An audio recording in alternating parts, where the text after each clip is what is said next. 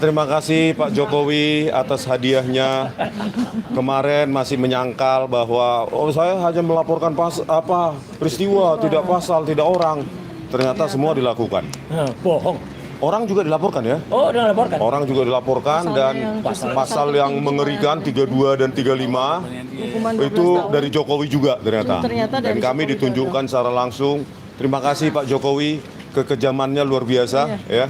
Kami meneliti ijazah Anda yang Anda pakai sebagai presiden 2 periode. Anda kasih rakyatmu yang telah membayar hidupmu, pajakmu ya sampai saat ini, anakmu. Kau laporkan kami pasal 32 dan 35 ya, yang hukumannya jauh lebih berat daripada maling uang rakyat. Bayangkan, ya, maling uang rakyat. Ada apa sih sebenarnya dengan ijazahmu? Ya. Tadi kami bukan dikasih lihat sih ya, suruh ngintip sebenarnya. Ngintip, ada beberapa kejanggalan dari tebalnya kertas, terus ada garis hitam itu seperti error printing, terus ketajaman dari foto. Ya. Ketajaman foto itu artinya antara gelap dengan terang itu terlalu tegas. Untuk usia 40 tahun. Untuk usia 40 tahun, sementara ijazah saya yang 2002, ijazah S2 yang sama lintasan stempelnya di atas jas hitam saya, itu stempelnya sudah kayak berkeringat, berkerak ya, berakar gitu. Jadi nggak tajam lagi, tetapi itulah yang kami temukan. Kami tidak boleh menyentuh, jangan sentuh. Kata pengacaranya tadi dari jauh, nggak boleh disentuh. Kata salah satu pengacara Pak Jokowi. Dan jauh dan cuma selintas. Jadi itulah ya. Mengenai yang lain-lain gimana ya? Kita lihat rame-rame dan dikasih time frame yang cukup singkat. Tapi ya untuk mendapatkan ijazah itu tadi sudah kami presentasikan. Manetnya hilang. Ya. Di manakah Pak Jokowi KKN sampai detik ini belum terjawab? Bagaimana dengan bantahan Pak Kasmujo? Belum juga terjawab. Bagaimana dengan lembar transkrip nilai yang tidak ada tanda tangan dekan dan tulisan tangan yang ditampilkan di Irtipidum? Tidak ada yang menjawab. Jadi kan dokumen ijazah itu tidak berdiri sendiri. Ya, makanya ya dari tadi ada error garis lurus itu kayak tinta itu. Saya memprediksi itu digital printing ya. Digital printing dengan saya ini dugaan karena nggak boleh lihat ya. Itu untuk sebuah dokumen negara terlalu tipis ya. Itu. Ya, gitu aja lah ya. Karena kita nggak boleh apa-apa loh. Ya, kalian sendiri mungkin setelah melihat itu 5 menit kemudian lupa kok. Memori kita nggak sanggup ya untuk menelaah semua secara instan, apalagi rame-rame. Ya. Oleh karena itu terima kasih Pak Jokowi ya, betapa secret mission tadi akhirnya ditunjukkan ijazahnya. Ya, ijazah Bapak yang harusnya milik publik karena sudah 10 tahun menjadi presiden di Indonesia. Dan ketika kami analisa ya, Anda hadiahi kami dengan jeratan pasal 32 dan 35 yang kalian sangkal. Ya, bukan hanya Jokowi sangkal. Tapi itu juga pengacaranya itu juga nyangkal. Kami tidak menyebut nama. Kami tidak menyebut pasal. Kami hanya menyebut peristiwa. Kata ada pengacara nyorong Batak itu kan. Nah, itu. Padahal semua tadi laporan. Ada semua. Ternyata ya, bukan hanya peristiwa, pasal, 6 pasal ya. Termasuk 32 dan 35. Dan ada nama. Wow. Jahat. Kok jahat banget sih kamu? Seperti ada dendam pribadi ya sama kami. Padahal kami membayari Anda hidup, gaji, dan sekarang colomadu berapa puluh ribu kami nggak tahu ya. Dan pensiunan 30 juta. Biaya satpam, biaya listrik, air, beras. Rumah dinas ratusan. Setidaknya keringat saya ada di situ. Pajak saya ada Anda makan. Walaupun pajak saya murahan. Ya menurut Anda. Tapi pasti ada keringat saya, pajak saya yang Anda makan. Anda terima tiap bulan pensiun Anda. Ya, oleh karena itu teman-teman semua, ya, dengan adanya secret ngintip begini, udahlah kalian jawab sendiri lah itu. Ya, kalau benar Kalian ada di sini, tunjukkan aja, nah. Atau tampilkan secara di-scan dengan berapa DPI. Ya, mau 50.000 DPI juga oke. Nah, analisa. Tapi ya itulah hak rakyat kita di Indonesia ini. Betapa kasihannya kalian dan saya, ijazah presidenmu pun yang sudah 2 periode, kalian nggak punya hak untuk melihat demokrasi Indonesia. Saya kira bukan hanya stagnan, tapi mundur. Ya, terima kasih. Ya, satu lagi dikit, satu menit sebelum closing ya. Sekali lagi saya akan cerita sedikit kenapa memang saya taruh terakhir, karena sedikit berbeda, tapi ini adalah kebohongan, sekali lagi kebohongan. Jadi kami tadi, alhamdulillah sekali lagi terima kasih diperlihatkan oleh Pak Direskrim ya, Pak Imam Menaundin, Kombes, bahwa ternyata memang kalau menurut bukti tadi, ijazah yang konon disebut ijazah itu disita tanggal 23 Juli.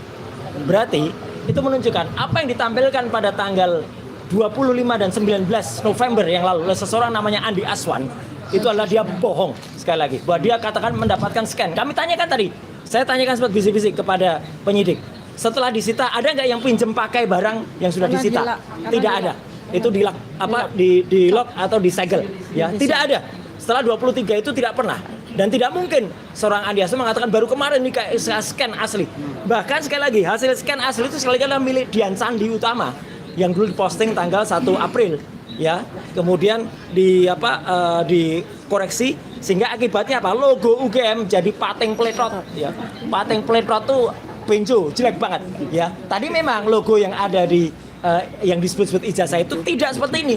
Jadi Dian Sandi, kemudian Andi Aswan dan Joshua Sinambela itu seharusnya adalah justru dia mendapat 32. Dan kami tadi, meskipun mungkin ini masih pemanis, kami diberikan kesempatan, silakan laporkan kembali ke SPKT. Ya, jadi kalau kami melapor lagi di SPKT dan ditolak lagi, ya, nah itu berarti ada sesuatu janji yang tidak ditunaikan ya oleh Pak Direskrim. Saya kira itu ya, tambahannya silakan ditutup. Ya. Kawan-kawan semua terima kasih ya. Di tengah bang, tengah bang, bang di tengah bang. Tambahkan. Oh, Bang, di tengah, Bang. Iya. Geser. Maju aja. Geser. Ada yang mau nambahkan lagi? Aku izin Bapak. Ya. Oke. Only 1 minute ya, 1 minute. Ya, terima kasih. Dari dalam gelar perkara khusus tadi, ada satu saya menambahkan apa yang sudah dijelaskan oleh Dr. Tifa dan Dr. Rismon. Di Bareskrim, waktu di Bareskrim itu ada ditunjukkan transkrip nilai. Nah, pada saat gelar perkara khusus hari ini, dari penyidik tidak menunjukkan transkrip nilai, hanya ditunjukkan adalah ijazah dan ijazah SMA dan ijazah S1 dan juga 4 laporan polisi. Jadi sebelum dapat ijazah tentunya ada transkrip nilai. Nah, dalam gelar perkara hari ini tidak ditunjukkan oleh penyidik. Itu aja. Terima kasih. Tapi katanya dimiliki kawan-kawan semua, terima kasih ya atas kehadirannya. Perjalanan sepertinya masih panjang. Besok-besok kita akan mengajukan ahli dan saksi yang meringankan. Dan mudah-mudahan doakan saja ini semua beres, akan mendapatkan keadilan bagi RRT terutama. Nanti kita akan update lagi perkembangan selanjutnya ya dengan kita semua. Makasih. Wassalamualaikum. Terima kasih teman-teman semuanya ya atas kesabarannya. Sebagai peneliti dan sebagai akademisi, saya harus ngomong apa yang saya bisa katakan. Tapi kalau saya belum yakin, saya tidak mau. Baru diketahui bahwa mata saya ini yang kiri ini hanya tinggal 40%. 40%. Karena saya kena glaukoma ya. Jadi saya tidak bisa memberi komentar tentang detail tentang emboss, tentang watermark gitu. Saya nggak bisa. Tapi kalau dari foto saya bisa, ini terlalu tajam. Kalau untuk 40 tahun seperti itu memang terlalu tajam. Yang masih saya anukan juga adalah soal ukuran panjang lebarnya itu. Saya cuma membayangkan apa ukurannya gitu sama nggak ya dengan ijazah UGM yang saya miliki gitu ya. Prof. Tono Saksono ini juga lulusan UGM ya S1-nya. Ya, jadi itu. Jadi itu saja yang saya kira saya perlu anukan. Yang tidak bisa saya makanya tadi dalam pertemuan dengan di gelar perkara itu saya sarankan di scan dengan minimum 7.000 DPI. Ya. Minimum 7.000. Kalau bisa sampai 15.000 itu bagus sekali. Karena kalau begitu kita bisa menganalisisnya dengan sangat akurat lah gitu ya. Jadi di luar foto yang memang sangat Terlalu tajam. terlalu tajam. Kemudian ukuran yang itu tadi saya nggak bawa kacamata, jadi saya agak Siap, Prof. iya memang saya biasa baca HP itu nggak pakai kacamata, jadi tadi nggak terbawa Pak kacamata. Jadi itu saja yang saya anukan. Ya. Tapi saya sudah sampaikan dengan tegas pada Polda tadi di Barreskrim tadi bahwa 3 orang ini adalah aset bangsa. Jadi jangan sampai dikriminalisasi.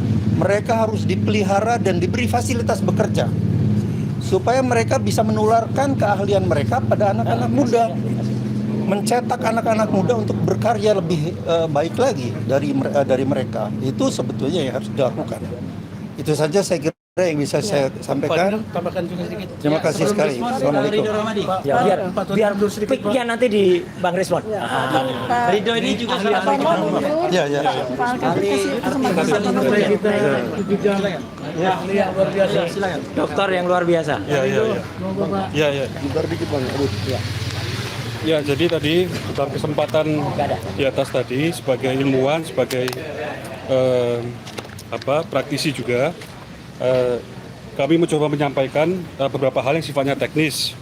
Ini nanti bisa dibagikan juga.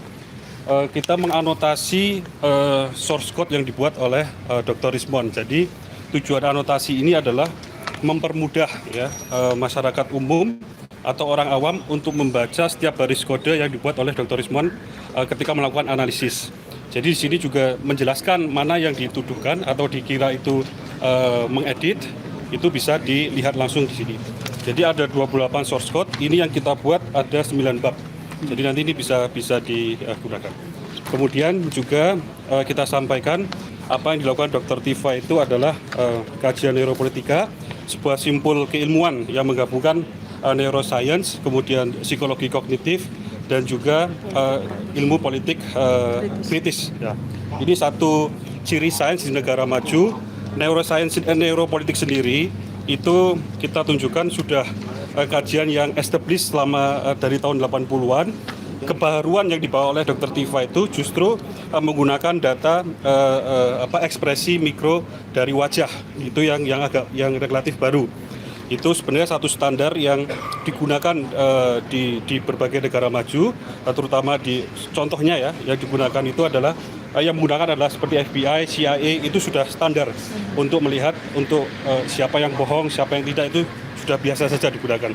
Jadi begitu neuropolitika menggunakan input yang namanya face action coding system, ini sebuah kebaruan, dan juga kita sampaikan bahwa ini Dr. Tifa berhak tidak melakukan analisis ini, kan beliau dokter dan segala macam. Nah ini kita sampaikan contohnya di negara di sana ya, kita tahu Nobel Prize itu satu penghargaan terhadap keilmuan, pencapaian yang paling tinggi gitu kira-kira. Itu Nobel Prize 2024 untuk fisika itu diraih 2 orang yang bukan fisikawan. Kemudian Nobel Prize untuk kimia 2024 diraih 3 orang, memecahkan masalah protein ya, struktur selama 50 tahun belum terpecahkan, diraih 3 orang, 2 orang itu dari Google dan 1 orang baru yang kimia. Jadi ini praktek yang biasa saja. Jadi kita sampaikan ini satu kajian yang ilmiah ya, dilakukan oleh RRT di dalam buku Jokowi's White Paper yang seharusnya mendapat apresiasi, yang seharusnya itu didiskusikan dalam forum-forum ilmiah, yang seharusnya jangan sampai dikriminalisasi. Jadi kita sampaikan ini seperti bongkahan emas yang muncul dari dalam tanah sendiri secara sukarela, jangan sampai setelah muncul terus kita tenggelamkan, kita sia-siakan gitu. Jadi ini harusnya kita apresiasi, di luar negeri sana ini layak diganjar dengan prize, dengan penghargaan, bukannya dengan kriminalisasi. Mungkin singkatnya begitu. Ya. Bang Respon? The last but not least, Rismon Syarifah. Horas. Ya.